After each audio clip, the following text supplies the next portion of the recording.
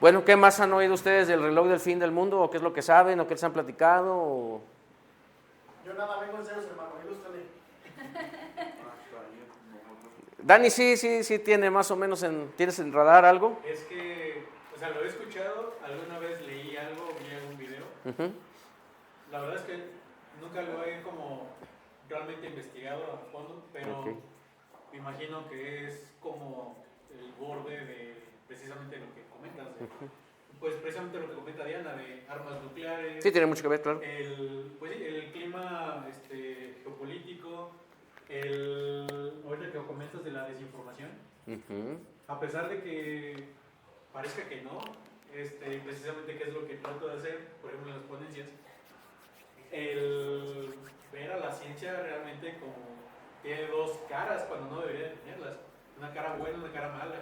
La cara mala es cuando el político lo utiliza, pero para fines totalmente de explotación, principalmente de recursos naturales o de recursos humanos. Pero pues también nos puede dejar de lado también, por ejemplo, el lado bueno, que pues ha existido desde principalmente lo médico, los avances, por ejemplo, en física, en química. Creo que incluso viene lo del agujero del ozono, ¿no? Sí, también. Va ligado. Ajá. Entonces, realmente es como que la idea que tengo son como que ideas muy no tan ancladas, pero sí, o sea, es más o menos como la idea que tengo del reloj. Ajá. Ahí lo interesante sería verlo desde un punto de vista general, porque nosotros vemos el punto de vista occidental. Y por ejemplo, ahorita hablamos de la ciencia. La ciencia en el capital está a servicio del capital. Sí, así como la democracia en el capital es una herramienta del capital. Como tal, la democracia tal vez no se vea de la misma manera, una cuestión, aquí lo vemos ideal, pero en realidad no es así, está siempre al servicio del capital. Entonces es el problema realmente desde este punto de vista occidental.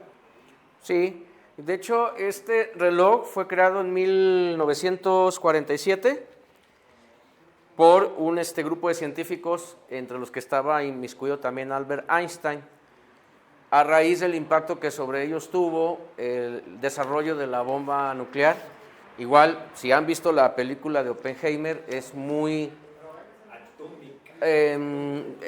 sí, pero me gusta la clarificación que hace del conflicto que después tuvo este científico, de decir, híjole, ¿qué carajos acabo de hacer? ¿No? O sea, abrí las... De hecho, él toma una cita del Bhagavad Gita, me he convertido en el destructor de mundos, ¿no? Y cómo después, cuando él manifiesta su desacuerdo, pues ya lo catalogan como era la Guerra Fría, eres comunista, y se fueron prácticamente sobre él, precisamente por lo que comentaba Dani, y que a mí me gusta mucho. Hay un capítulo, igual se lo recomiendo, de Carl Sagan, en un libro que se llama El mundo y sus demonios, uno de mis libros favoritos, y el capítulo se llama Cuando los científicos conocen el pecado, y él como científico hace una crítica de cómo la ciencia, sobre todo en Occidente, termina poniéndose al servicio del poder político y termina teniendo a veces cero ética. Capital más bien, porque al final de cuentas hoy en día la política sirve al capital. Sí. Y los gobiernos realmente están encabezados por el capital. Es la servidumbre a ese galimatías de capitalismo, mercado, democracia occidental. Incluso, bueno, otros sociólogos hablan de la cristiandad, ¿no? Esa cultura occidental de nosotros somos los elegidos y tenemos el derecho a gobernar el mundo. O sea, alcanza varias aristas de la sociedad, que es lo económico, lo religioso, también ha absorbido a lo científico. Digo, a tal grado, igual lo pueden investigar, la operación Paperclip, que perseguían los rusos y los estadounidenses cuando tenían la urgencia de llegar a Berlín. Realmente no era capturar a los nazis, era hacerse con el conocimiento científico que los nazis habían desarrollado. Muchos científicos nazistas son llevados a la URSS y la gran mayoría son llevados a Estados Unidos, les dan nuevos nombres, les protegen, les perdonan sus pecados, por así decirlo, y les permiten seguir con su investigación científica pagada por el Estado, y obviamente esos objetivos iban a quedar ¿en manos de quién? En manos del Estado. Entonces, este grupo de científicos, buscando la concientizar, pues no a la sociedad, porque realmente la sociedad no tenemos nosotros injerencia en las decisiones mundiales, o sea, somos un cero a la izquierda, izquierda, izquierda, izquierda. Quienes deciden son las élites de cualquier país, desde los países más poderosos hasta los países más pequeños. Hacia ellos es dirigida esa crítica del reloj del fin del mundo, buscando, como decirles a esos políticos capitalistas, ¿no?, a esa falsa democracia burguesa que nos gobierna, de, oigan, todo el destino de la humanidad está en manos de muy pocas personas. O sea, hoy el mundo podría ser destruido prácticamente por 2 o 3 tipos, nada más, sin preguntarle absolutamente a nadie. A partir de ahí, el reloj ha tenido algunos movimientos. Por ejemplo, en 1953 se desarrolla la famosa bomba de hidrógeno, que es una bomba muchísimo más potente que la de uranio o plutonio, y ahí lo que hacen es ponerlo a 2 minutos de la medianoche. O sea, estaba a las 11:53, ahí es donde inicia, y en 1953 queda en las 11:58.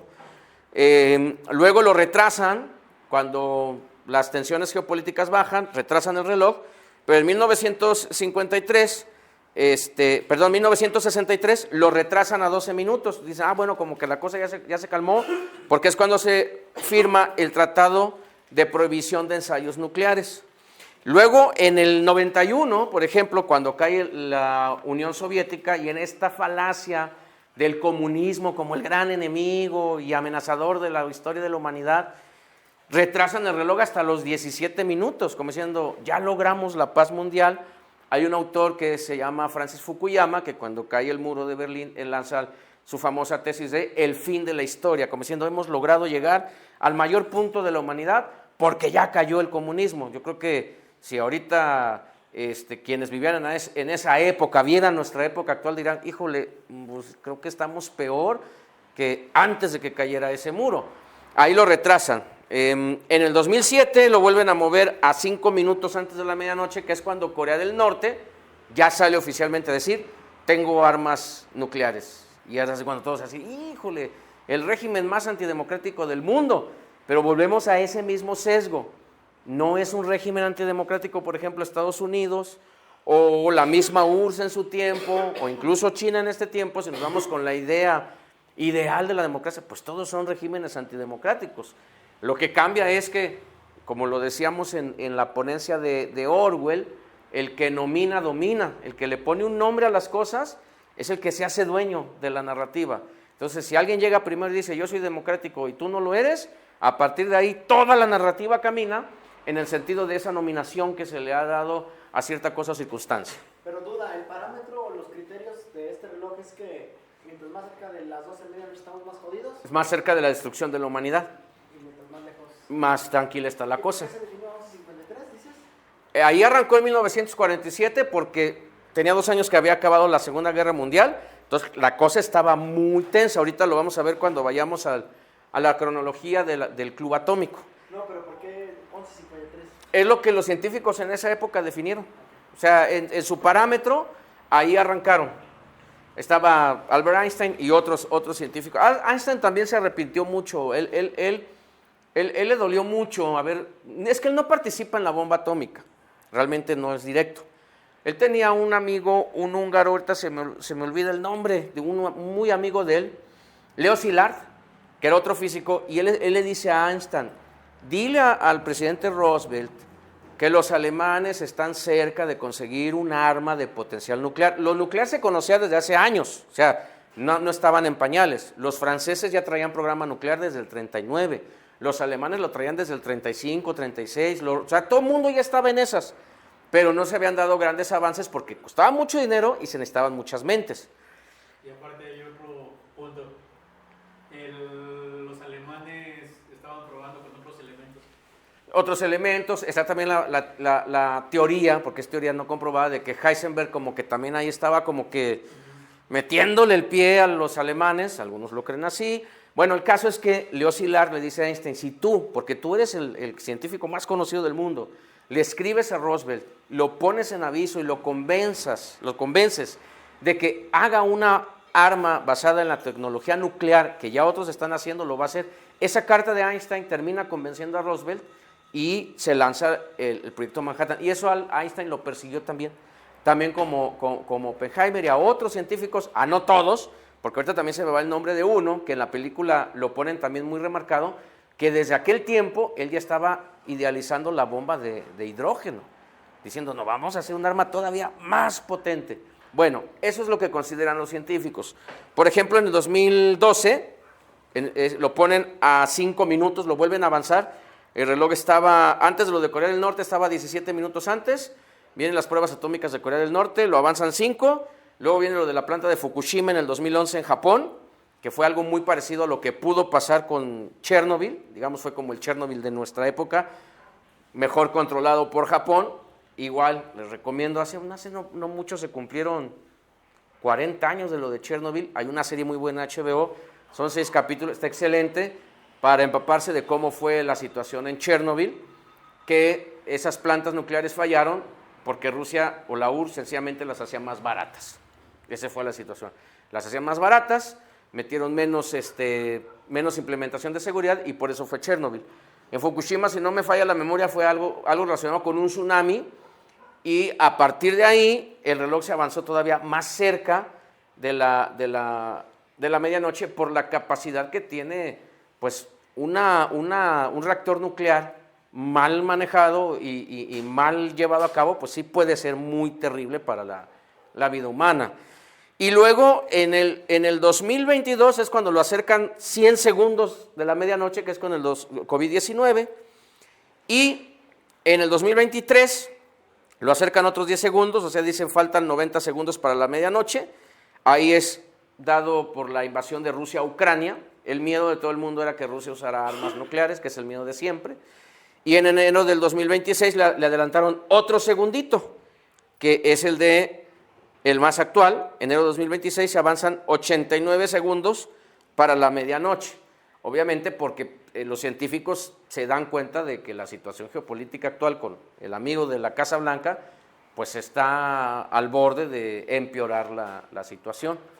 Y ese es el reloj. ¿Es cuando en teoría usarían la tecnología nuclear o qué?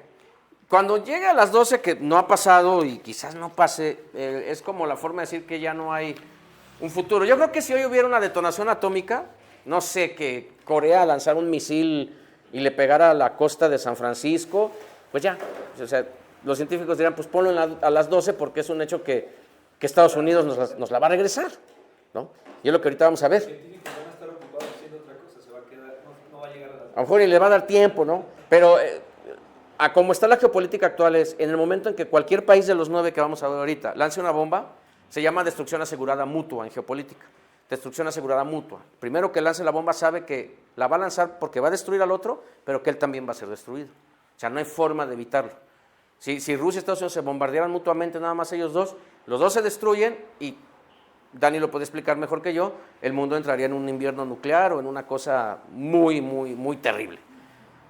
Hubo dos momentos en el que la cosa se puso muy complicada. En 1962, hay un teniente ruso, Vasily Arkhipov, que hay un submarino que se acerca mucho a aguas de Estados Unidos y empiezan a bombardearlo con misiles huecos, no son misiles de detonación, son como misiles pesados, como un aviso diciendo, aléjate. Hay un momento en el que los sensores del submarino le indican a él que les han lanzado un torpedo nuclear y los protocolos rusos decían que los tres tenientes tenían que activar el misil nuclear en respuesta. 2 dan su sí, pero él da su no. Él dice, no se me hace lógico porque el radar nos está diciendo que los estadounidenses lanzaron 5 misiles. Y si fuera realmente un ataque, ningún país te va a lanzar 5 misiles. Te van a lanzar 1000 o 2000 de los miles que tienen, porque aquí, acuérdense, es destrucción asegurada mutua. Tengo que dar un golpe en el que a ti no te quede absolutamente ninguna posibilidad de responderme, lo cual es muy complicado. Él fue después reconocido, digamos, como una persona que salvó al mundo en su momento. Y luego en el 83 está Stanislav Petrov, que es igual un integrante del ejército ruso de alto rango, igual hay una falla en un radar que le está diciendo que Estados Unidos acaba de lanzar misiles sobre Rusia y él, por protocolo, tenía el poder de decir vamos a responderle sin consultarle a nadie, pero él decide esperar, vamos a esperar y hasta que no tengamos una comprobación de que el ataque es real, vamos a responder. Por esa acción, Rusia, o entonces la URSS, lo juzgó por haber violado el protocolo. Ahorita ya es reconocido, fuera de la URSS o de la actual Rusia, pues como un héroe mundial, porque si él se hubiera dejado llevar por esa mente cuadrada que muchas veces tienen los militares, pues dice, yo por protocolo autorizo el lanzamiento de misiles a Estados Unidos. ¿Y qué hubiera pasado? La destrucción asegurada mutua. ¿Hay algo similar que le llaman el protocolo Sansón? Es el de Israel. Que no importa si me destruyo, yo te destruyo a ti. Es correcto, basado en la historia bíblica de Sansón, que dice la mitología bíblica que los filisteos le sacaron los ojos y lo tenían en unas columnas y no se dieron cuenta que le hubiera que hacer el pelo y con su fuerza tiró las columnas, matándose él y matando a todos los filisteos que había en esa fiesta, que eran como 3,000 personas, por eso le llama el protocolo Sansón. O sea, me voy yo, pero me los llevo entre los pies a todos. Una vez que construyeron la primera bomba atómica, ¿cuánto tiempo les tomó para tener ahorita más de 1,600? No sé cuántos, 15,000 bombas nucleares, algo así tienen. Años, esto es de años. Pero ¿por qué no hubo un límite? ¿Por qué no hubo alguien que dijera, a ver, pues, no, ¿para qué se arman hasta los dientes? O sea... Lo vamos a ver ahorita en la cronología de cómo se desarrolla la bomba atómica. Obviamente partimos con el primer país que lo realiza en 1945, que son los Estados Unidos, ¿no? Ellos realizan lo que nosotros conocemos como el Proyecto Manhattan. Para que se den una idea, participaron de 130,000 a 500,000 personas en ese proyecto. Tomando en cuenta todo, sí, 500,000, tomando en cuenta todo, medio millón. Entre desde los que son los investigadores, mantenimiento, cadena de suministros, insumos, o sea, fue una cosa monstruosa. En aquella época Estados Unidos invirtió el equivalente actual a 30,000 millones de dólares. Eso fue lo que costó, 30,000 millones de dólares. Para hacernos una idea, sería el 19% del presupuesto actual de México. O sea, la quinta parte del presupuesto de un país del tamaño de México. Estamos hablando de muchísimo dinero.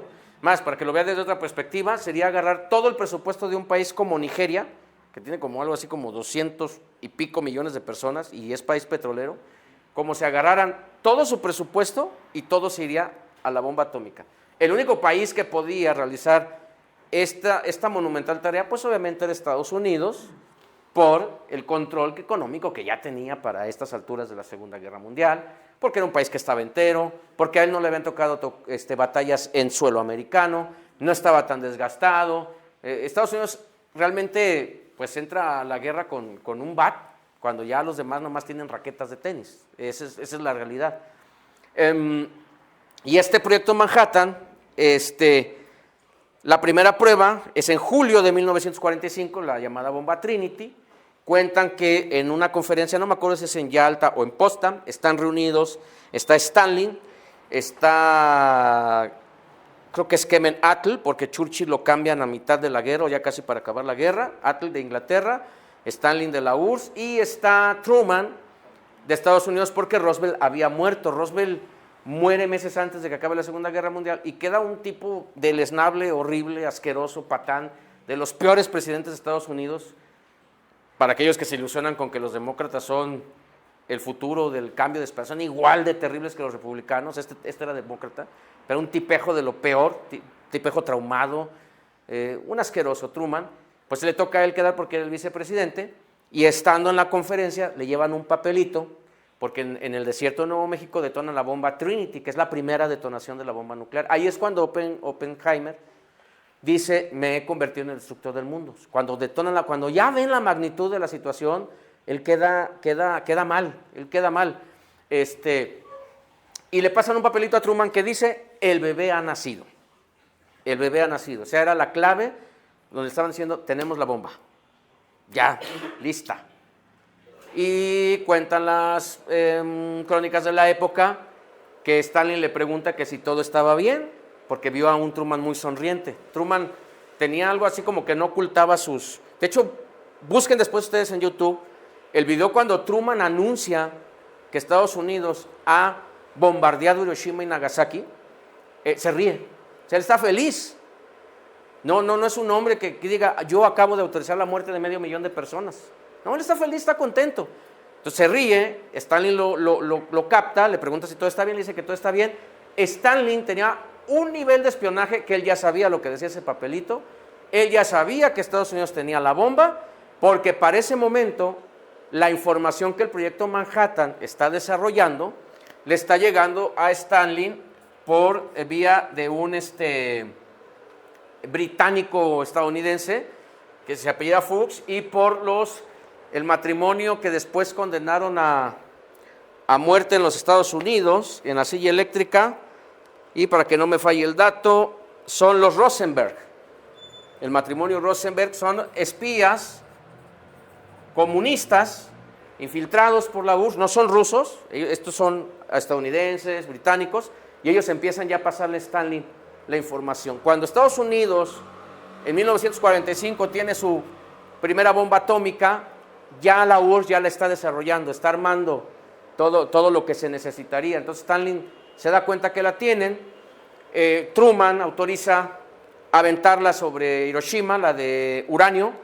Lo más triste es que la de Nagasaki, los científicos le dicen, ya vimos lo que la bomba hace.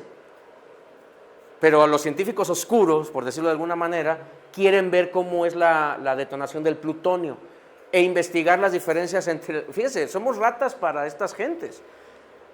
Vamos a investigar qué hace la bomba de uranio y vamos a investigar qué hace la bomba de plutonio. Por eso es la segunda detonación, el 9 de agosto sobre Nagasaki, porque querían probar la bomba de plutonio. Ellos tenían 2 juguetitos, pues vamos a probar a los 2. Por eso fueron 2 bombas, sino una. Japón, muchas gentes que defienden la idea idiota, porque no hay otra, es que Truman detonó la bomba porque le dijeron que necesitaban 1,000,000 de soldados estadounidenses para invadir Japón, e iba a haber otro 1,000,000 de muertos japoneses porque no se iban a rendir. No, Japón ya estaba por rendirse. Japón ya no tenía nada que dar. Rusia o la URSS declara la guerra. Cuando Stalin ve que estalla la primera bomba, sale al otro día y dice, declara la guerra a Japón. O sea, Japón ya estaba derrotado. Lo único que atrasa, porque la rendición de Japón es hasta el 2 de septiembre del 45, lo que atrasa 20 días la rendición era que Japón le dijo, no me toques al emperador. El emperador no se puede ir a juicio porque toda la idiosincrasia japonesa como nación, Japón es una nación que se forma mucho más después que las occidentales, eran un montón de reinos que se la pasaban toda la vida peleando, y el emperador es el que une al Japón. Matar al emperador sería equivalente a destruir a Japón. Entonces los japoneses dicen, no me toques al emperador, lo único que te pido es no me lo juzgues, a Hirohito, juzga a los militares.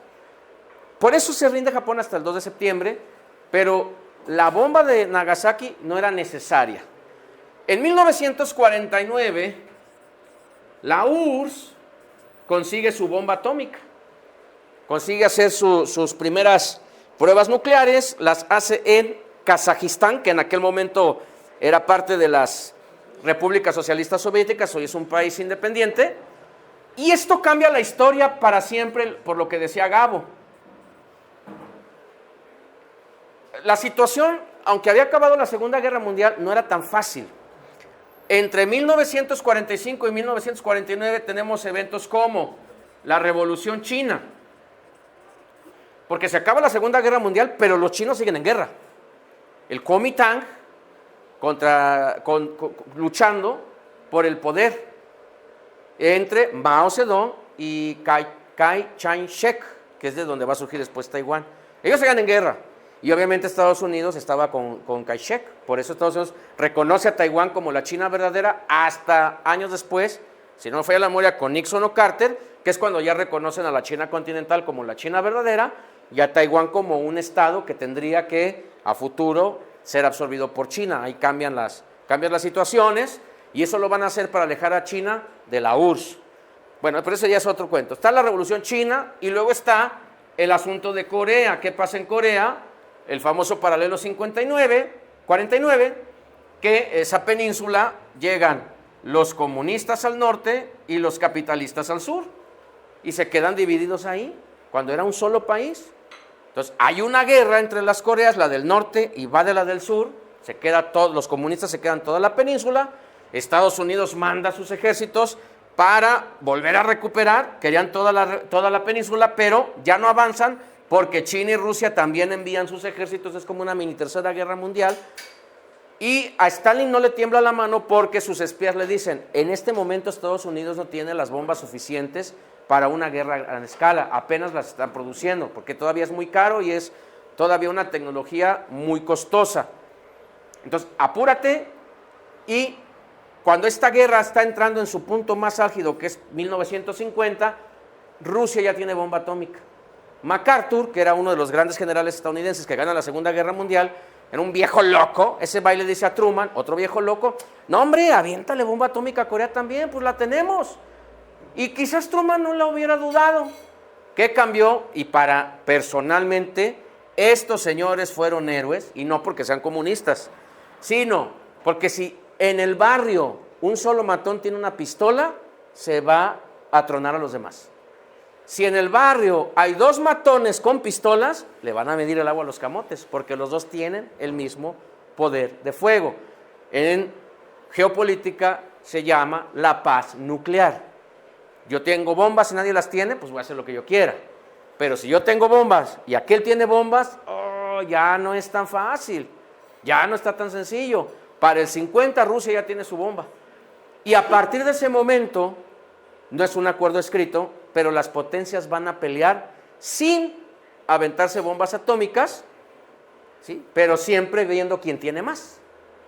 Por eso no van a detener la producción. Aquí se trata de ver quién las tiene más grandes. Sí, esa es la realidad, ¿sí? Entonces, esa guerra de Corea termina pues creando a Corea del Norte y a Corea del Sur, y acá los comunistas, y acá los capitalistas occidentales, pero porque Rusia pues ya tiene su bomba. Antes de esto, viendo Estados Unidos que se le está filtrando la información, sacan una ley que se llama la ley McMahon, igual para darles el dato exacto, 1946. La ley McMahon dice, prohibido darle información atómica a cualquiera, aunque sean nuestros aliados. Cuando Estados Unidos dice, yo quiero el dulce para mí solito. Eso es en 1946. Pero pues él no puede evitar que los espías rusos se lleven la información y que la URSS haga su bomba. La URSS obviamente es mucho más pequeño que Estados Unidos económicamente para esta época, pero tiene recursos, tiene más recursos naturales, tiene más voluntad estatal para hacer las cosas. Inglaterra, que había estado directamente implicada en el proyecto Manhattan, porque muchos científicos ingleses están ahí metidos, dicen, caray, pero pues si yo te ayudé, ahora tú me tendrías que ayudar a mí a tener mi bomba. Entonces dice, no, serás muy mi amigo, serás mi primo, serás mi compañero de pandilla, pero yo no te doy mi bomba, ni los secretos. Pero Inglaterra, pues se trae a todos sus científicos y dice, a ver, pues ahora sí, con lo que ustedes saben, vamos a armar nuestro proyecto, y para 1952 detonan su primera bomba mundial, su primera bomba atómica en las Islas Montebello, cerca de Australia. Nada tontos, ¿verdad? Al fin colonialistas, ¿no? Pues detónala al otro lado del mundo. Australia era una cárcel. Por eso hoy los australianos odian a los británicos, ¿no? Los pueden ver. Los australianos son descendientes de irlandeses, porque cuando Inglaterra invade Irlanda, todo el rebelde irlandés lo agarraban y lo enviaban a la cárcel de Australia, que es al otro lado del mundo. Y a ver, regrésate de allá. Y luego es una islota.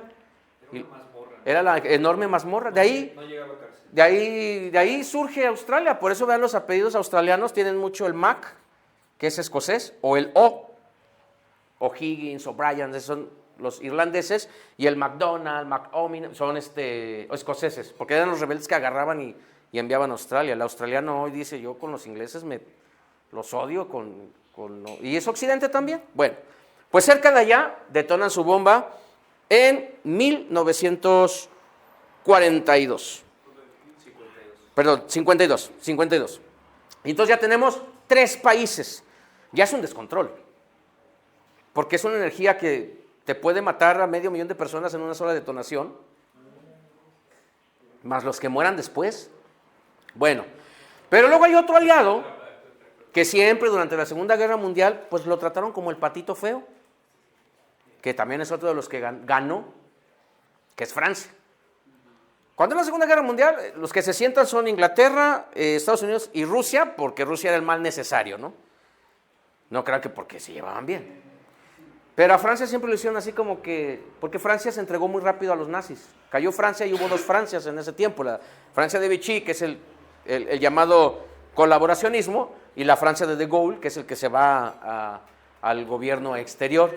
Pero a De Gaulle siempre lo hicieron así como que, pues los franceses. Al final de cuentas, no nos olvidemos un análisis étnico. El desprecio de los anglos hacia los franceses es porque no los consideran iguales. Al final de cuentas, los franceses son latinos, no son anglos. Sí, serás muy occidente, pero incluso entre los occidentales hay así como que hay niveles. Y el anglo germano está acá, y el francés italiano, pues está acá por su origen y raíz latina. Entonces a Francia lo dejan así. Pero Francia dice, no, yo también quiero mi bomba, como Inglaterra y como Estados Unidos, y luego los comunistas, ¿cómo es que ellos van a tener su bomba? Y en 1962 detonan su primera bomba atómica en Argelia. Nada tontos, ¿verdad? No, hombre, no, pues sí, nada. No, pues los franceses. No, pues ¿cómo lo vamos a detonar acá en mis viñedos hermosos de la Occitania? No. Vámonos a Argelia ya con aquellos tercermundistas que tienen un montón de desierto. Y esto encendió mucho a los argelinos, que la guerra de independencia de Argelia ha sido una de las guerras colonialistas más sangrientas de la historia. Argelia se agarró con Francia, pero con todas las fuerzas de su alma. Y para el 64, Francia le da la independencia a Argelia, porque ya no puede sostener esa guerra.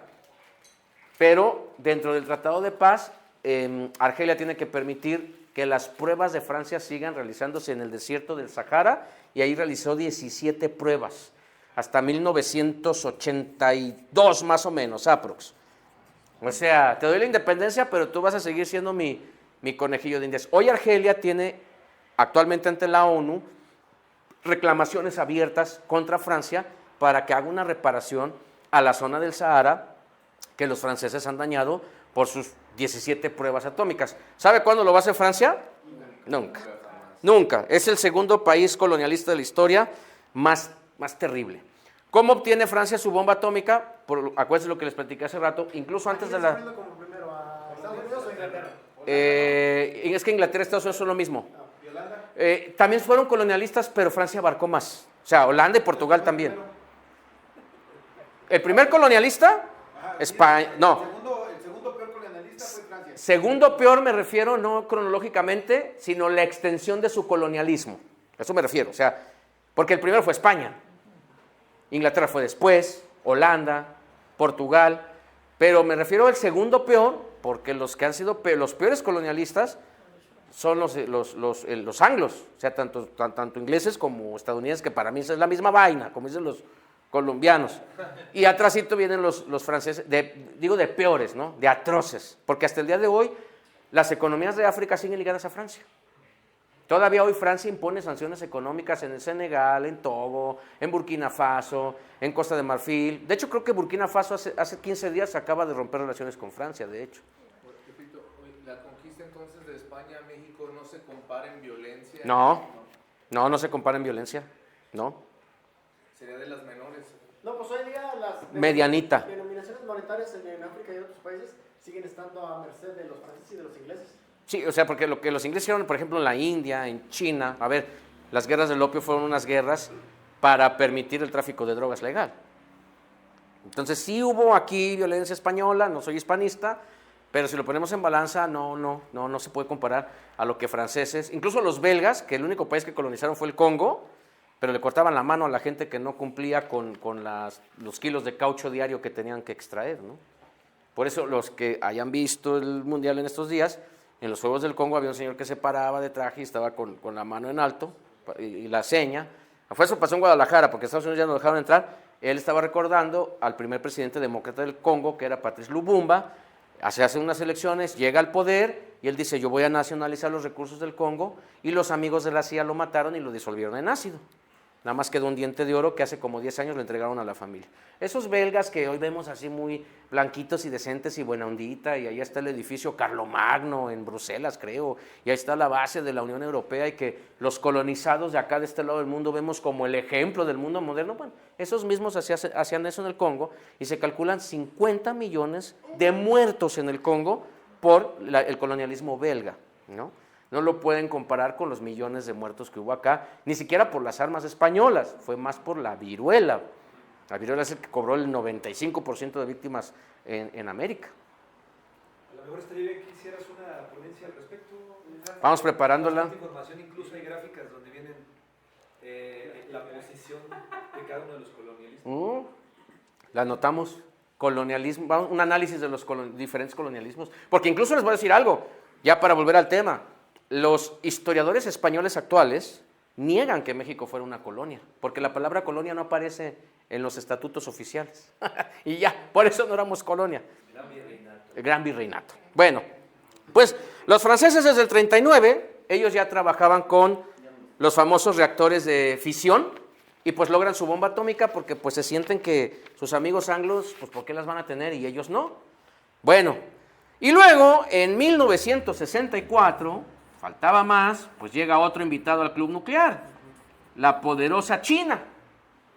Ellos iban a hacer su prueba en su territorio, en un desierto muy al norte del China pegado a Mongolia, porque pues China no es colonialista en este sentido, pues lo hacen ahí en su desierto. Lop Nor se llama el desierto. Pero ¿cómo tiene China, un país en aquella época muy pobre? Bueno, porque estos amigos pues les ayudan. Dicen, oye, si acá este matón y este matón y este matón tienen bombas, pues son 3 contra 1. ¿Quién es el otro país comunista? Les empiezan a pasar la información, pero hay distanciamiento, porque los comunistas chinos no se llevan con los comunistas rusos como nosotros pensáramos. Para los comunistas chinos, los comunistas rusos son como el pretito en el arroz, porque no son verdaderos comunistas. El comunista chino siempre ha visto al comunista ruso así como que eres muy occidentalizado y tú le bajas al comunismo real. Entonces, hay un alejamiento, y China, los primeros años, desarrolla su infraestructura. La URSS los deja solos cuando se pelean, como los niñitos de la cuadra. Te quito mis canicas, te quito mi balón, a ver con cuál juegas. Pues China, siendo China, y que todo lo que hace es grande, pues ya con el conocimiento que tenían, se traen a los científicos chinos que vivían en Occidente, les pagan una lana, los repatrian y desarrollan su bomba. Y China dice, órale, yo solito puedo. Entonces ya tenemos otro. Luego, en 1974, la India está enojada. Está enojada porque en el 62 hay 2 zonas de China actualmente que China las tiene porque se las quitó a la India por la fuerza. Una se llama el Aksai Chin, que está en lo que hoy es Cachemira, y el Tíbet. Ellos se han peleado esas zonas. El Pradesh, del lado del Tíbet, y Aksai Chin, que es donde hacen frontera con Pakistán, India y China. Pues China se las quita en el 62, la India se enoja y dice, estos tienen arma nuclear. Entonces, como China es comunista y no se lleva con este matón, pues dice, ¿quién de Asia podría ponérsele a China? Hay otro país bien grandote, la India, vamos a ayudarles. Oye, India, ¿no quieres infraestructura nuclear para uso civil? Y India le dice, no, pues claro, échala. Pero es para uso civil, sí, es para uso civil. Y para uso civil, Estados Unidos, que tenía la ley Mahon, pues esa la guardamos en el cajón, y vamos a darle a la India toda la ayuda para que empiecen a desarrollar su tecnología nuclear. Y ya que la India monta un programa nuclear civil, después, pues los indios son también cabecitas y más por las mates, pues ya para el 74 tienen su bomba atómica, como diciendo la China, mídele el agua a los camotes, porque yo también. Y entonces viene Pakistán, que no se lleva con la India, ¿sí? No se lleva para nada con la India, y Pakistán es ayudado por China. China dice, así que a la India, aquí os le dieron tecnología nuclear, Pues yo se lo doy a Pakistán, que es el otro enemigo de la India. No pierdan el radar. India, amiga de Occidente, enemiga de China. China, amiga de Pakistán, enemigo de la India. Entonces China le pasa a Pakistán la tecnología nuclear y Pakistán en 1998 realiza su primera prueba confirmada. Esta fecha es importante porque la del 74, la India hizo la prueba que se llama Buda sonriente y luego dijo, no, nomás fue una prueba, ya no tengo más. Y en el 98, la India vuelve a hacer otra prueba. Y oh sorpresa, también Pakistán hace otra prueba. O sea, estos dos venían haciendo pruebas, más que ya las reconocen oficialmente hasta el 98. Entonces, esto ya es un merequetengue. En Pakistán hay un personaje que se llama Abdul Khan, que es un doctor pakistaní que trabajó en reactores nucleares en Países Bajos. Ese se lo trae el gobierno de Pakistán, completa sus conocimientos con la tecnología que China le ha dado, pero lo que hace este señor es crear el mercado negro atómico y empieza a venderle planos a un amigo que se llama Irán, a otro que se llama Libia y a otro que se llama Corea del Norte. Él vende esa info. Película de espías. Y espérate que te platico ahorita la de Israel, me la estoy guardando.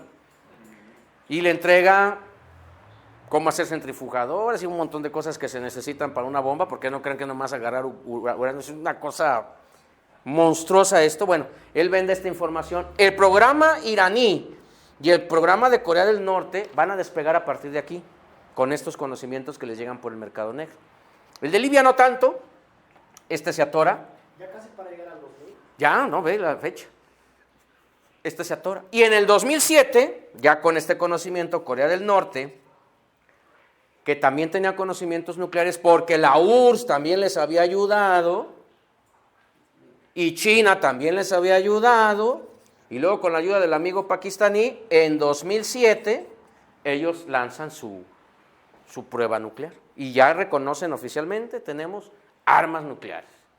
Cosa que le conviene a Rusia y a China. Miren, no soy cartógrafo, pero no le hago mucho, pero bueno, sí, más o menos. Aquí está América y aquí está Europa y esto es Rusia y China y la India, Arabia Saudita y está más o menos, está muy... Pero bueno, a ver, tenemos bomba aquí, tenemos bomba aquí, tenemos otra aquí, tenemos aquí, tenemos aquí, tenemos acá la islita esta colonialista, los amigos franceses, 1, 2, 3, 4, 5, 6, 7, nos faltan 2, Corea, que está por acá, 8, no, Turquía todavía no tiene, y De hecho, Turquía e Irán no está confirmado, nos damos una suelta con el confirmado. Y ahorita vamos a hablar del noveno, que es Israel, que tampoco está confirmado, pero sí está confirmado. Ahorita les voy a decir por qué.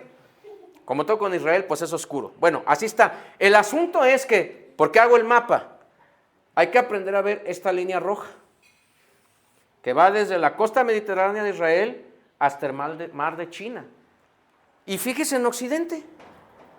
O sea, si nosotros vemos un mapa y queremos entender una futura guerra nuclear, con este mapa mal hecho, pero ¿dónde iniciaría y dónde sería más terrible esta guerra nuclear?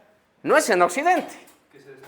Que se destruyan estos. Aquí vive la mitad de la humanidad prácticamente. Entre China y la India vive la mitad de la humanidad. Y luego Rusia que está ahí pegada. Entonces, toda esta franja es un peligro. O sea, ¿cómo Occidente contaminó todo? Y aquí tenemos la doctrina Monroe, así que... Aquí pues, nosotros somos de estos, ¿no? Como dice el meme, señora Ayatollah, Estados Unidos está acá, ¿no? Bueno, el caso de Israel. ¿Qué pasa con Israel? Israel que no ha confirmado su bomba atómica, pero ya la confirmó. En 1960, con ayuda de Francia,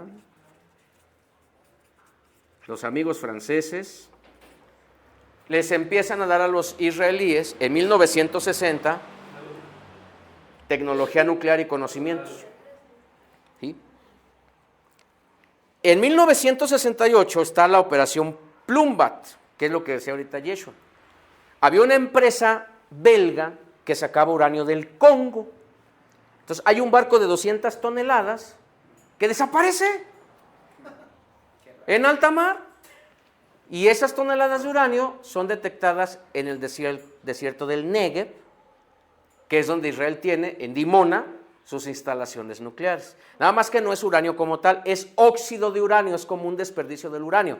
Pero ¿de qué sirve? Sirve, porque se lo puedes transformar en plutonio. Entonces, tenían materia prima, 200 toneladas. Esa es la operación Plumbat. Y se la lleva Israel al Negev. En 1979, a esta altura del Océano Índico, por aquí, el satélite Vela detecta un estallido nuclear. Entonces Estados Unidos empieza a preguntar a todos, ¿quién hizo? ¿Quién fue? 79. O sea, 11 años después de Plumbat, 19 años después de que Francia les pasa, porque, o sea, si ven la cantidad de años es extendida, no es tan fácil, tiene su complicación. Y Estados Unidos empieza a preguntarle a todos y nadie dice nada. Todos están muy callados.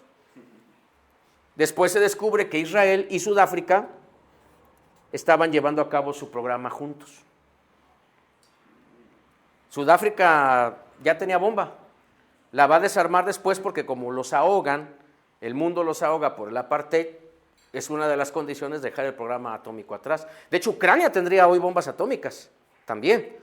Pero las que tenía se las entrega en 1992 a Rusia cuando se independizan, cuando las repúblicas socialistas dicen ya no queremos ser parte de la URSS. Uno de los condiciones que le pone Rusia, la ahora Federación Rusia-Ucrania, para darle la independencia y no entrar en una guerra es entrégame todas tus armas atómicas. Cosa que hoy Ucrania dice, sí, no lo hubiera hecho, ¿no? Pero aquellos gobiernos ucranianos eran prorrusos. Hay que entender el tema de Ucrania. Igual que todo, igual el programa espacial estaba en Ucrania. Estaba en Ucrania, Chernobyl era en Ucrania. El granero de Rusia era Ucrania, para empezar. Entonces, Israel le dice a Estados Unidos, pues fui yo. Y Estados Unidos le guarda silencio. De hecho, Israel hoy no ha firmado el Tratado de Proliferación Atómica. Tratado de Proliferación Atómica, lo han firmado casi todos los países. Obama logró que Irán lo firmara. Corea del Norte lo había firmado y después se salió. Israel hoy nunca lo ha firmado y ni lo va a firmar. Pero Israel ha atacado Irak, ha atacado Irán actualmente, ha atacado Líbano, Egipto, pero no, Gaza todavía no. Esos 4, bajo el argumento de que lo hago para destruir sus capacidades nucleares porque van a hacer bomba. Es que van a hacer bomba. Y uno ve las entrevistas de Netanyahu. Desde hace 30 años, Netanyahu dice, es que a Irán le faltan 2 días para hacer bomba. Hace 30 años lo está diciendo. Es que Irán está a horas de hacer la bomba. Lo dijo en el 92, lo dijo en el 2000, lo dijo en el 2010, lo dijo ahorita. Esos niños van a crecer y van a hacer bomba. Hay una pregunta de por qué Israel no atacó a Pakistán. O sea, ¿por qué Pakistán siendo musulmán, Israel no se metió con ellos? Bueno, la realidad es que Israel ya tenía preparada una operación para pegarle a Pakistán. Ya la tenía lista. Pero, lo detuvieron los mismos occidentales que le dijeron, deja Pakistán porque necesitamos un contrapeso de la India. No podemos permitir que si China se nos salió del huacal, la India se nos salga del huacal. Nosotros necesitamos que la India esté ocupada con alguien. Entonces sí hay la advertencia a Israel, tú deja que Pakistán tenga su bomba. Está muy lejos de ti, ni se va a meter contigo. Y por eso Israel nunca atacó a Pakistán. Los dejó ser. Pero ya tenía planes, había planes de Israel, porque Israel está agarrado con todos los musulmanes. Curiosamente, Israel ha atacado a la mayoría de los países del Medio Oriente argumentando que están igual que ellos a un paso de Exactamente. Y la pregunta de por qué no ha atacado Pakistán es esa, porque Occidente protegió a Pakistán, porque Pakistán, al ser una ex colonia inglesa, siempre ha jugado esa doble cara. De hecho, ahorita, ¿dónde han sido ¿quién ha encabezado las pláticas de paz entre Irán y Estados Unidos? Pakistán. En su momento, Pakistán también encabezó pláticas con los talibán. O sea, ese es como que el lacayito de Occidente ahí metido, y les conviene a Occidente. Les conviene. ¿Cómo se comprobó la existencia del programa nuclear israelí? Por Mordejai Vanunu, que en 1986 extrajo documentos, se salió corriendo de Israel, los dio a conocer, y el Mossad después lo capturó. Ya saben que el Mossad te puede capturar al otro lado del mundo, y lo encerró nada más y nada menos que 18 años en prisión. 18 años en prisión. Por esa situación de Mordejai Vanunu, se sabe que Israel está confirmadísimo, tiene bombas atómicas, y él también fue el que reveló lo que decía Arthur, el protocolo Sansón. Protocolo Sansón de Israel: me atacas a mí, pero yo te llevo entre los pies y nos vamos todos al infierno. El conteo actual es que Rusia tiene 5.580 bombas, Estados Unidos 5.044, o sea, tiene 500 menos. China cuenta con 620, digo, es que no es tan barato, ¿Cuántas? 620. Francia tiene 290, Inglaterra 225, la India 190, Pakistán 170, Corea del Norte 50, e Israel tiene 90. Se dice que tiene hasta 500. Bueno, lo que ellos, o lo que es, el cálculo es más o menos anda ahí. Con Israel, pues siempre hay que tener como que, sí, son tan locos. En Corea del Norte, no es un número asegurado. Asegurado. ¿Cuál es la tendencia? Rusia está aumentando su activación, porque hay activas y desactivadas. Estados Unidos, según esto, está en disminución. Yo no me creo este dato, pero pues obviamente lo ponen ahí, ¿verdad? China está haciendo más bombas. Francia solamente está modernizando las que tiene, tampoco me la creo. El Reino Unido está haciendo más bombas atómicas, la India está haciendo más bombas atómicas, Pakistán está haciendo más bombas atómicas, Corea del Norte está haciendo más bombas atómicas, e Israel está haciendo más bombas atómicas. Según Estados Unidos es el único que no está haciendo, pero bueno, ese dato no me lo creo. No sé si lo vayas a mencionar, a lo mejor es importante, ahorita que mencionaste el Tratado de Proliferación de Armas Nucleares, el hecho de que se supone que ya hubo un desarme, igual, 92, y se supone que ya andaban como en las 15.000 o algo así, dieron un porcentaje abismal. Sí, Se supone. se supone. Es que... Y obviamente, quien hizo esa iniciativa fue Estados Unidos, y exigió que las desmantelaran, pero en ese momento tampoco... no cumple. No cumplió. Al único que convencieron, así que sabemos que hizo caso, es Sudáfrica. Ese sí. En el caso de América hubo un programa que se llama Átomos por la Paz. Quienes estaban muy cerca de energía nuclear competitiva era México. Sí teníamos un desarrollo en los años 50, 60. Brasil y Argentina, porque muchos científicos nazis se habían ido para allá y eran dictaduras. Entonces fue cuando se dijo, no, pero ¿cómo voy a tener yo aquí en mi patio trasero estos matones? No, esto nomás con piedras y palos. Aquí el matón soy yo, y metió el programa de Átomos por la Paz, dándole dinero a estos gobiernos dictatoriales para que no desarrollaran tecnología atómica. Ahora, los que están en que muy seguramente van a hacer bomba en un futuro y le están cocinando, uno es Irán. El ayatolá tenía prohibido por las leyes islámicas, porque es una teocracia. Acuérdense que Irán es una teocracia, y a diferencia de Egipto o de Pakistán, Irán sí se rige por leyes religiosas. Pero como ahorita ya mataron al ayatolá, la nueva élite iraní, todo apuntan a que dicen, necesitamos la bomba o nos van a arrasar. Entonces, Irán muy probablemente en cualquier momento la tenga. Turquía, por el poder económico que tiene, es el tercer o cuarto ejército más grande de la Unión Europea, por la posición geoestratégica que ocupa Turquía, no tarda, o seguramente ya tiene algún programa avanzado, y tampoco es un régimen pues muy transparente. De hecho, hoy en día es el más grande. de la Unión Europea, no sé si es el más grande, pero anda como el segundo o tercero. Pero sí se tendría a pensar que Turquía o Irán, pues ya en cualquier momento van a tener un desarrollo nuclear para posicionar exposiciones en la región. Y el tercero, y del que poco se habla, es de Arabia Saudita. Otro país que también, que el mundo musulmán se divide en tres matones. Está Irán, está Arabia y está Turquía. Digamos que son los tres ejes. Entonces, estos tres es muy probable que en cualquier momento tengan también su bomba, porque son enemigos entre ellos. Entonces, por ahí van a querer dominar su región. A lo mejor sería bueno comentar, hay dos cosas que se están moviendo mucho ahorita. Expertos geopolíticos dicen que Irán ya tiene bomba, pero no la han movido precisamente por las leyes, no recuerdo cómo se llaman. La fatwa La fatwa. y la sharia. Que había dictado el ayatollah. Pero se supone que ya tienen la bomba. Y la otra es que ahorita están armando un tipo de OTAN entre los países de Medio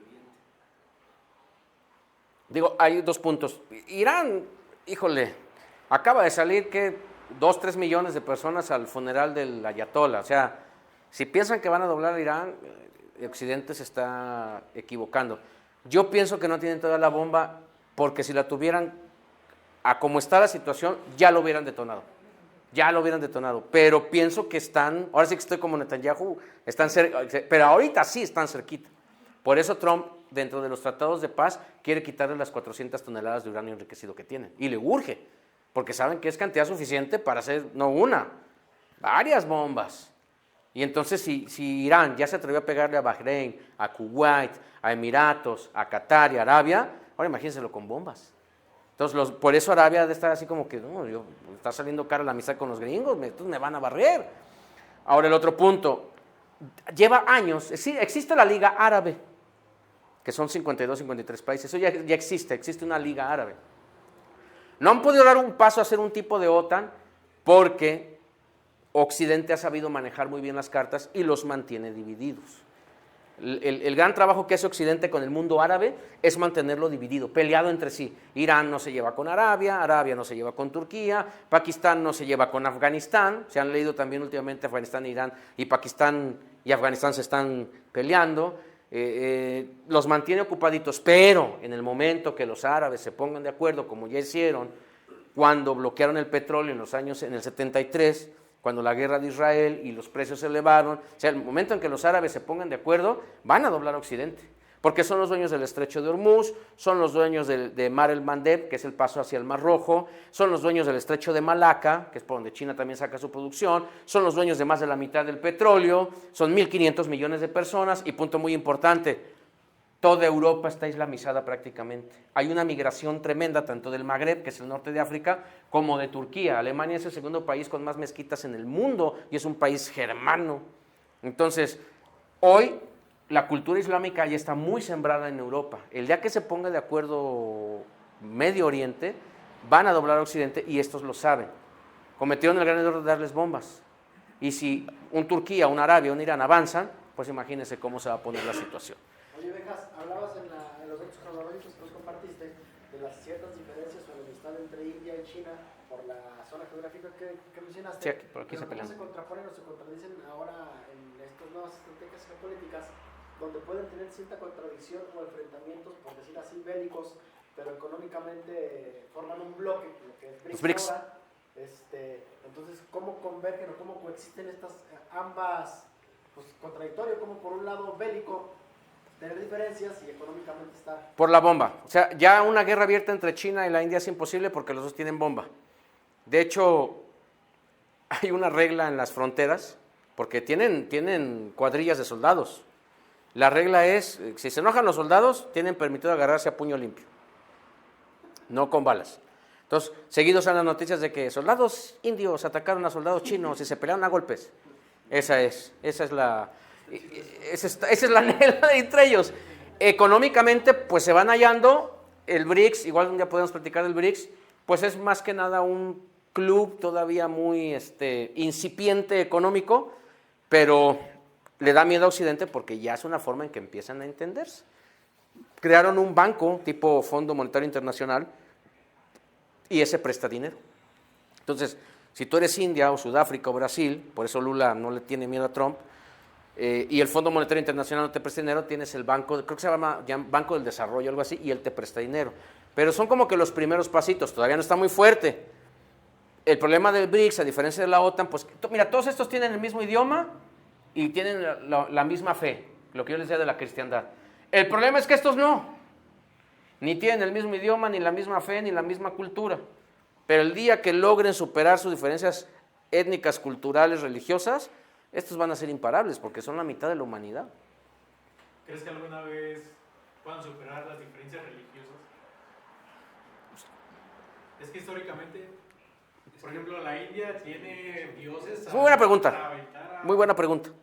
Yo creo que sí, porque a nivel humano, ya la religión, conforme pasan los años, políticamente en poder ha ido bajando de nivel.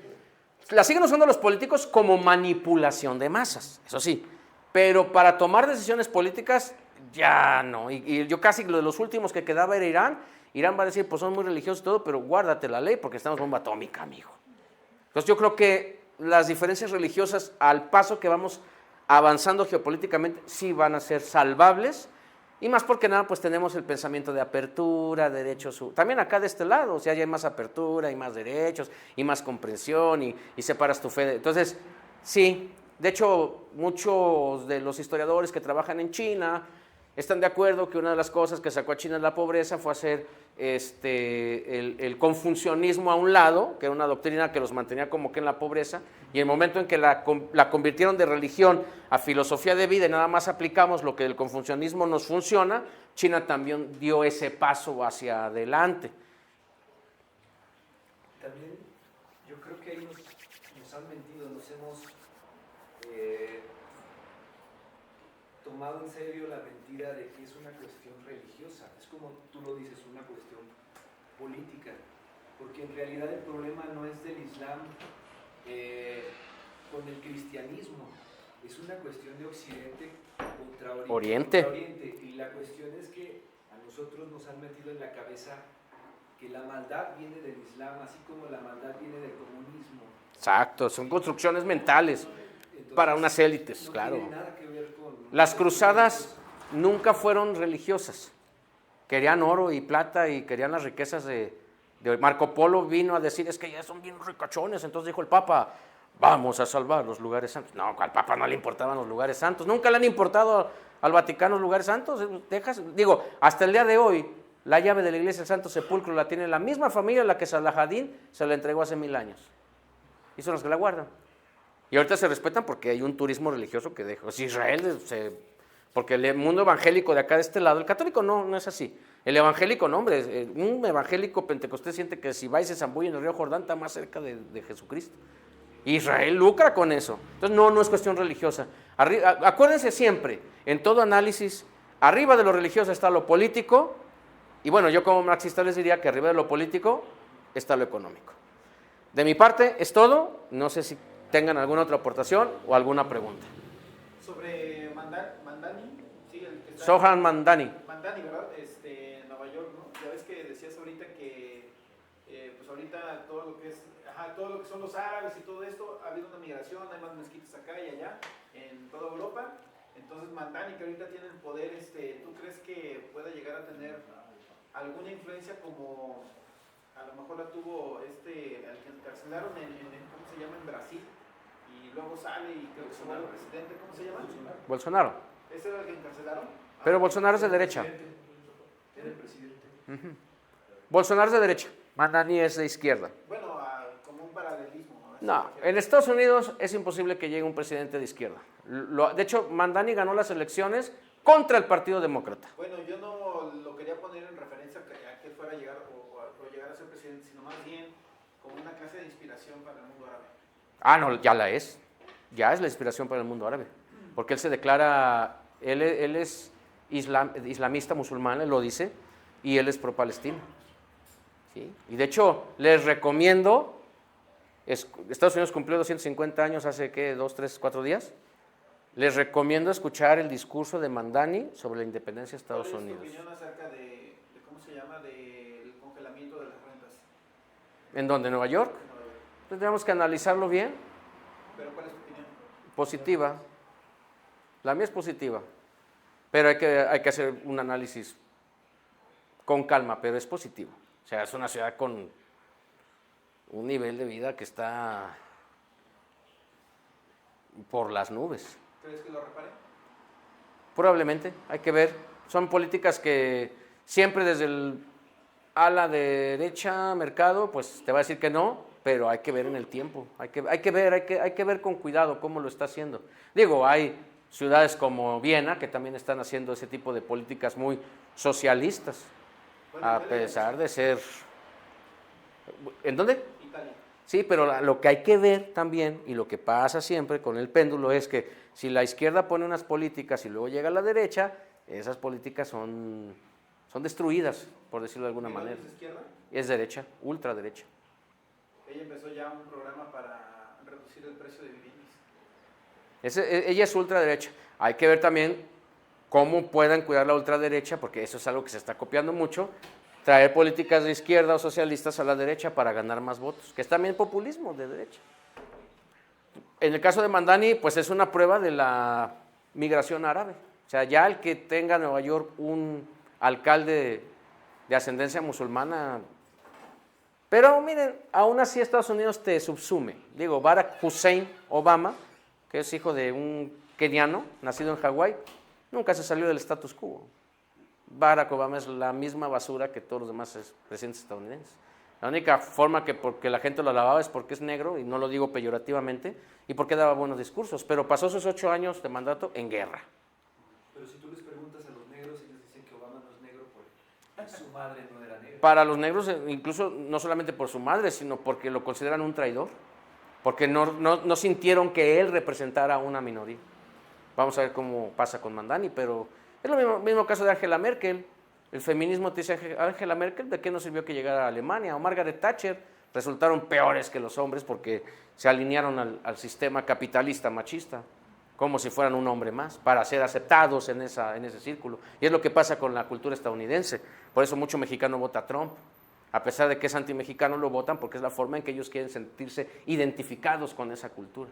Es un fenómeno dentro de las migraciones que llama mucho la atención, cómo traicionas tus raíces, tus valores. En sociología el migrante se le llama la doble ausencia. Es ausente del país de donde salió y es ausente al país donde llega porque ni es de acá ni es de acá. Y esa doble ausencia muchas veces les lleva a decidir con cuál de las dos se quedan. Y si se quedan con el país receptor, tienen que sacrificar lo poquito que tenían de raíces con el país emisor. Así se le llama en sociología. No me acuerdo ahorita el sociólogo, pero es un argelino el que explica ese fenómeno en los migrantes, de por qué los migrantes van a otro país y no se convierten en una fuerza contraria a ese país porque quieren ganarse la bendición de ese país, por decirlo de alguna manera. Es caso de Obama, no sabemos cómo vaya a salir con Mandani. Al día de hoy se ha presentado como que con muchos pantalones, pero el sistema gringo es aguas, O sea, es una dictadura muy bonita para ellos, no para las personas. A mí me gustaría comentar algo que es en base a, yo creo, lo que está constituido nuestro pensamiento, y es algo que dice en el manifiesto comunista, que dice que las estructuras materiales definen el resto de las estructuras. Totalmente. En este caso podría ser las estructuras sociales, culturales, económicas. Entonces, finalmente, por eso pensamos como pensamos, y muchas de las dudas que tenemos, o de las ideologías erróneas con las cuales nos casamos, están acordes a esa afirmación del manifiesto. Esa es tú acabas de decir, una de los 10 mandamientos del marxismo. El hombre es producto de la estructura material. La cultura es un resultado de la estructura material. La religión, la filosofía, o sea, todo va estructurado conforme a tu mundo material que te rodea. Y de ahí viene mucho. Por eso, Occidente, pues no entendemos mucho a Oriente, ¿no? Estamos configurados conforme a la estructura material de Occidente. Lo que tú decías, Tú pregúntale a alguien en la calle qué es democracia, a lo mejor tú o nosotros que hemos leído un poquito más sabemos que eso no es democracia, es una democracia capitalista burguesa. La gente común no te lo va a entender porque pues, no ha trascendido más allá de su origen o de su raíz. Y esa es una parte de lo que se llama revolución cultural o revolución de las conciencias.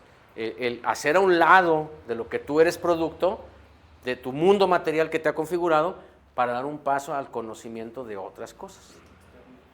Pero sí, estoy totalmente de acuerdo. A lo mejor eso escapa un poquito, pero ¿tú sabes por qué Chernobyl ha sido la única, digamos, planta nuclear que ha tronado en el mundo de esa forma? Lo que yo sé, y lo supe mucho por la serie, porque la serie es muy, muy ilustrativa, es el primer factor fue humano, porque hicieron una prueba de seguridad que no se debió haber hecho. El supervisor en turno le estaban diciendo a sus ayudantes que la prueba no se debía llevar a cabo y él se montó en su macho y dijo que sí. Y el segundo factor fue estructural porque Rusia tenía, o la URSS tenía 17 plantas construidas de forma barata. Esa forma de abaratar ciertas estructuras ocasionó, sumada a la necedad humana, ocasionó ese error en Chernobyl. Yo sabía que el científico que digamos, se encargó de diseñar Chernobyl, ruso, sabía de las fallas.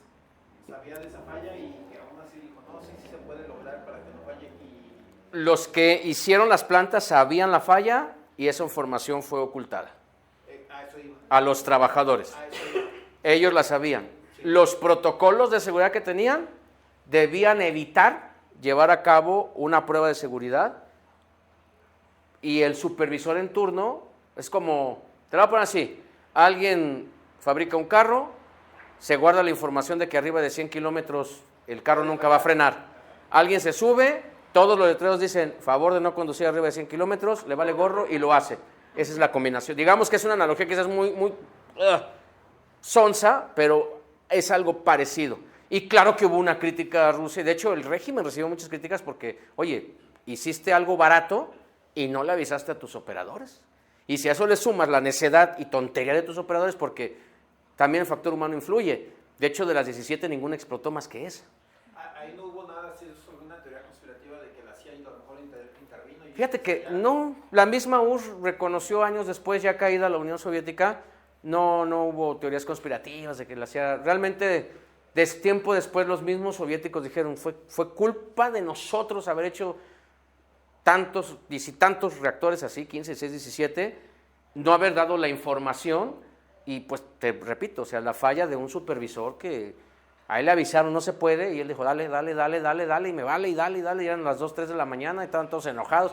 La serie es muy ilustrativa, yo la recomiendo mucho y va muy acorde a las investigaciones. Sí, realmente Rusia no culpa a nadie, dijo, fue cosa de nosotros y él lo dijo, el que lo investigó dijo, no hacemos los reactores como en Occidente, por eso nos pasó, ellos le meten más dinero. Fue estructural, lo mismo, porque se desintegró la Unión Soviética, pues fue por lo mismo, les quedó grande. Sí, es igual un tema que nos podría llevar también buen tiempo, pero sí, hubo situaciones ahí que la carrera espacial fue uno, o sea, Rusia se metió en una carrera que no iba a poder sostener nunca con la economía que ellos tienen. Es un país que tiene muy poco industrializado, tiene muchos recursos, pero se puso al tú por tú. Es como una pelea de box. Rusia aguantó 3 rounds, los demás se las llevó aguantando. No puedes hacerlo así. Contra Estados Unidos y luego el dueño del mundo de la moneda, no había forma. Y en Rusia, ojo, quienes decidieron que quedara la URSS no fue el pueblo, fueron las élites rusas, que hoy son muy ricas y muy millonarias, por cierto. ¿Las que qué, perdón? Las élites rusas. No, pero antes eso. Las élites rusas también. No, pero dijiste los que no se queden. Los que decidieron la caída de la URSS no fue el pueblo, la caída. fueron las élites rusas. Sí. Pues repito, no llegué al principio, pero ¿qué representaría de manera global la detonación de una de estas bombas? O sea, si hay, no sé cómo podríamos dimensionarlo, cómo afectaría a la población. Lo que yo explicaba es que ¿En qué acabó el reloj? el reloj inició en 1900, el reloj del fin del mundo inició en 1947 a las 11:53 de la noche, siendo las 12 de la noche el fin de la humanidad, o el apocalipsis o del fin del mundo. Ahorita a nuestras fechas, está en las 11:58. O sea, estamos a 2 minutos de que se termine la humanidad. ¿Qué significa eso? Yo les explicaba que en geopolítica hay un término que se llama destrucción asegurada mutua, que es que si un país avienta una bomba nuclear, el otro país se la va a aventar a él y los dos van a terminar destruidos. En este caso, como estamos hablando que cada país tiene miles de bombas reconocidas más las que no tienen reconocidas, prácticamente el mundo sobrevivirán nada más las cucarachas, ¿no? Que creo que son las que dicen, ¿no? Yo no sé si sea cierto el dato, si es sabiduría popular, pero dicen que son las que Estados Unidos sobreviven. puede destruir 50 veces el mundo con las bombas atómicas que tiene. Que él tiene. Sí, nada más. Ahora súmenle Rusia y China y sí. México no tiene ningún pronunciamiento ante eso, ninguna elaboración de una bomba. O sea, es un tema ajeno. Para nosotros es ajeno, nosotros tenemos petardos. Petardos atómicos. tenemos cebollitas de qué está pasando. Nosotros tenemos las palomitas. Tenemos las palomitas. No, México. A ver. Unas cebollas radiactivas.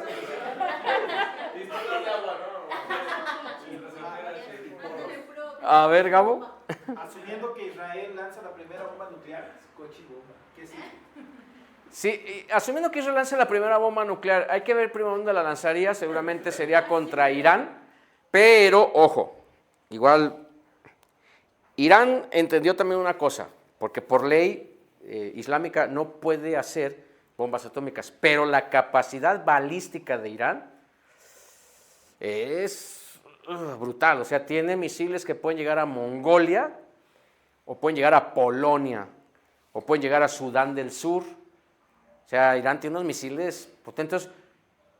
Israel te puede aventar 1, 2, 3, 4 bombas atómicas, pero el tamaño de Israel y la distancia que hay de Irán, si Irán deja caer todo su arsenal nuclear, su arsenal balístico sobre Israel, destrucción mutua asegurada. Digamos, es el chavito que tiene un cañoncito y el chavito que tiene 5 palomitas. Se van a salir quemados los dos. Sí, pero me refiero a que ¿consideras tú que a lo mejor puede llegar a entrar otro país? Al lado de Irán no lo creo, porque Rusia y China son muy... Bueno, Pakistán sí dijo abiertamente que respalda a Irán. La pregunta inicial es que o sea... Si te la voy a poner así, si Israel lanza una bomba atómica será destruido. Tengo entendido que Israel, ¿cómo le llamaste? Proyecto Sansón. Protocolo Sansón. Protocolo Sansón. Tengo entendido que ese protocolo no es tanto que lo invadan a él, No. sino que si Israel se siente amenazado, Lanza la bomba. si se siente así como que bajo las cuerdas, ese güey va a decir, ¿sabes qué? Activa el pinche protocolo y mata a medio mundo, ¿no? Sí. Entonces, y la pregunta es, ok, se activa ese protocolo, Israel manda esa primera bomba nuclear, ¿sí? Y tú dices, bueno, sabemos que si hay dos potencias nucleares, y una potencia le manda a la otra potencia una bomba nuclear, la siguiente bomba va a ser sobre la cabeza del primer pendejo que mandó la bomba. Sí. Sí, pero en este caso seguramente Israel, si ataca por ejemplo a Turquía y les manda una bomba atómica, o a Líbano y les manda una bomba atómica, o a Irán y les manda esos güeyes no son potencia atómica. Entonces el siguiente paso que sería que exista esa coalición que hablas de toda esa franja que dices, es que estos güeyes Pakistán no están de acuerdo y... es probable que sí respondiera. A Líbano no le va a aventar bomba atómica porque por dos situaciones, Líbano está muy cerca de Israel. Primer punto, y segundo punto, el agua de Israel viene de Líbano. No puede contaminar Líbano. Ahí lo que va a hacer es una limpieza poco a poco, como ya le está haciendo. Si ataca a Turquía, Turquía comparado con Israel es un monstruo. O sea, le puedes aventar 10 bombas a Turquía, y Turquía no tiene bomba, pero te va a invadir y te va a hacer pomada, porque Turquía es 100 veces más grande que Israel. Irán necesitarías 1000 bombas atómicas para borrarlo por completo. Lánzale 2, lánzale 3, lánzale 4, pero con la cantidad de misiles que Irán tiene, sí está borrando a Israel del mapa, porque no se nos olvide, Israel es un país chiquito. ¿Tú consideras que Israel tiene ya una bomba tipo del Zar? Es muy probable, muy probable. Pero aún así tiene mucho que ver la geografía, juega un papel muy importante. No es lo mismo una guerra de Estados Unidos con Corea del Norte, que está en el Océano Pacífico en medio, a una guerra entre Israel e Irán, que están a 1200 kilómetros de distancia, y por lo tanto la capacidad de reacción puede ser mucho más rápida. Y sí, lo que decía Miguel, Pakistán sí ha dicho abiertamente que no permitiría una agresión a gran escala contra su hermano Irán. Y eso también pesa mucho, porque recuerden que Pakistán sí tiene bomba atómica. También ese es lo otro, o sea, en geopolítica se llama escudo nuclear. Yo no tengo bomba atómica, pero soy muy compa de un país que sí tiene bomba atómica, y él pues va a decir que Y es intercontinental. Que va por mí. Esas bombas Sí, Pakistán. sí, sí. No tiene bomba atómica, ya no tengo. Bueno, a ver, Arthur. Yo, en base a a la pregunta de Gabriel, porque si se supone, según la teoría, que si alguien lanza una bomba atómica, se acaba el mundo. ¿Por qué? Porque los demás en realidad no saben de dónde salió esa bomba atómica. Y todos responden con todo su arsenal Los 6 nuclear. sensores, ¿no? Ya no lo detienes. Todos responden con No la todo su detienes. arsenal nuclear y el que atacó, ataca nuevamente con todo su arsenal nuclear. Entonces, se supone que si alguien tira una bomba atómica, todo el mundo responde. Hay una película muy viejita, creo que es de los 50. No me acuerdo cómo Doctor se llama. Strangelove. No, se las voy a recomendar. Ah, yo dije, no. Se las voy a mandar al grupo. Se llama Atlas o algo así. No me acuerdo, es de una inteligencia artificial. Ah, sí la vi. Se la imaginaban de manera muy extraña, pero habla de estas cosas. Les voy a mandar el link, es de los 50. Mira, Ah, entonces no la vi. la historia.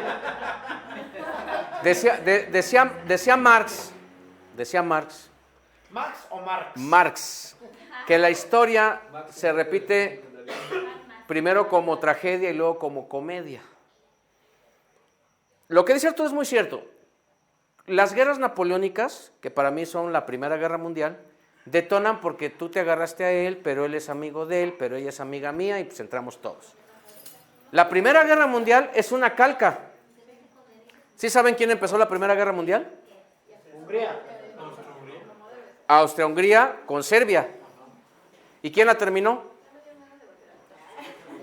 Alemania con Francia y Rusia, Inglaterra. La Segunda Guerra Mundial fue lo mismo. Alemania contra Polonia y la terminó Estados Unidos y Japón. Nadie sabe para quién trabaja. Porque, y en lo nuclear es lo mismo. Tú te agarras con mi amigo, ella es mi amiga, pero él es mi amigo, pero él es el compadre, pero aquí es la comadre y es un todos contra todos. Por eso es destrucción mutua asegurada. Entonces lo que decía Miguel, y digamos que Israel dice, ay, no tiene bomba, ahí va, pero si Pakistán responde, y luego la India dice, pero Israel es mi compa, y luego la India responde, y luego China dice, pero tú eres contra mí, y luego China responde, y los Estados Unidos dicen, no, pero Israel es mi hijito, y Rusia dice, no, pero China es mi compadre, y ya ahí Corea dice, pues yo soy compadre de China y de Rusia, a ver, ¿a dónde? Como los memes. Es una guerra de compadres. Los memes cuando ponen a Kim Il-jung, triste porque no lo han invitado a ninguna guerra, ¿no? Es el club de Toby, entonces destrucción mutua asegurada. Si el primer país que la lance, va a venir otro país que, híjole, entonces sí, ¿Sabes qué es un re triste que no aprendemos?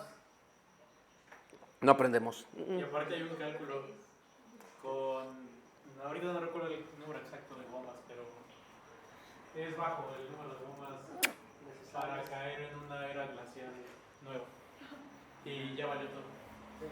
Es lo que decía hace rato. Los miles que existen ya se falta. Sí, no, o sea, si lanzas yo creo que, no sé. Por Voy a decir poner un un número, 2000.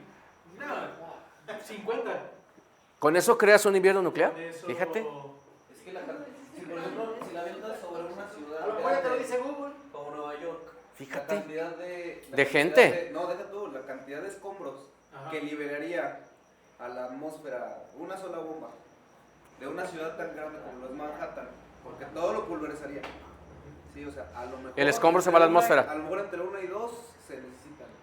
Es un dato científicamente muy interesante porque no es lo mismo donde detones, sino Por eso las pruebas las hacen en los En desiertos. un lugar donde la contaminación sea más relevante, hace una diferencia. No, y además si usas una del SAR, te digo, por ejemplo, en Nueva York, ¿qué vas a hacer con todo ese material que se va a volar? Pues, como conclusión, el Homo sapiens no creo que termine por un juicio divino. A mí siempre yo no creo en los juicios divinos. De hecho, igual doña Cele me corrige, pero los 4 jinetes del Apocalipsis, todos son humanos. Son producto de la actividad humana. Entonces, si alguien le va a poner fin al Homo sapiens, no creo que sea un meteorito, ni las cadenas volcánicas, seríamos nosotros mismos.